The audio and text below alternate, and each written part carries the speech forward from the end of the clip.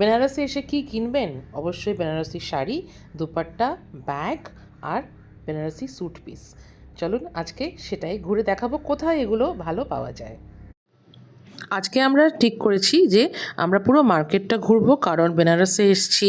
আজকে সবাই ভেবেছি কি একটু শপিং করব। আর বেনারসে তো অবশ্যই সবাই ভাবে কি বেনারসি শাড়ি কিনবে, আর আমিও সেটাই ভেবে এসেছিলাম যে দেখবো। আমার খুব একটা যে কেনার মাইন্ডসেট ছিল তা নয়, তো সেই জন্য সকাল বিকেল দুবেলাই আমরা না মার্কেট প্লেসটা ভালো করে ঘুরলাম। তো এটা হচ্ছে দশাশ্বমেধ ঘাট রোডের পুরো মার্কেট এরিয়া, যেটা আপনারা দেখতে পাচ্ছেন। অনেক লোকজন চলাফেরা করছে আর দুপাশে হচ্ছে প্রচুর প্রচুর দোকান। মানে ভালো করে যদি টাইম নিয়ে কিনতে হয় তা আমি তো বলবো ভালো করে নিজেরা ঘুরে এরকম দোকান দেখে যে কোনো একটা দোকানে ঢুকে আপনারা ভালো করে যাচাই করে কিনতে পারেন। এটাও একটা নামকরা দোকান, লক্ষ্মী শাড়ি ঘর। এখান থেকেও আমি স্যুট পিসও নিয়েছি আর শাড়িও নিয়েছি। তবে এই একটা দোকানের কথা আমি বলবো না, আমি বলবো অনেক দোকান আছে, সেটা আপনারা দেখে কিনতে পারেন। অনেক ছোটোখাটো দোকানও কিন্তু খুব ভালো। আর শাড়ির রেঞ্জ জেনারেলি ওরকম শুরু হচ্ছে 2-2.5 থেকে, আর সেটা যাচ্ছে 25, 30, 50, 1 লাখ টাকা পর্যন্ত বেনারসি শাড়ি হয়। তবে 4-5 হাজার টাকায় কিন্তু ভালো বেনারসি শাড়িও আপনি পেয়ে যেতে পারেন। তো অবশ্যই যদি আসেন এখানে তো এই শাড়ির দোকানগুলো কিন্তু ট্রাই করবেন।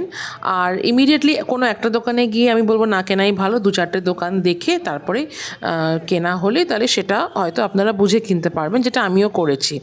আর আরেকটা কথা যেটা বলবো যে বেনারসি হ্যান্ডলুম, মানে যেটা হাতে পুরো হাতের কাজ, সেটা তো অবশ্যই দামটা বেশি হবে।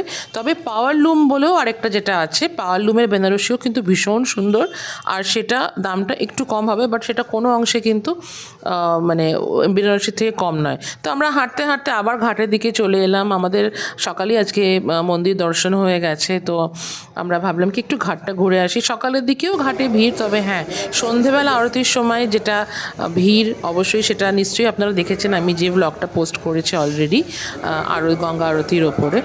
তো এই ব্লগটার পরে ওই ব্লগটা আপনারা দেখে নিতে পারেন। এই যে আরতির জায়গাগুলো দেখা যাচ্ছে যেখানে আর্চ করে রাখা আছে, তো এখানে তো সন্ধেবেলা সত্যি কথা মানে তিল ধারানোর জায়গা নেই, এত ভিড় হয়।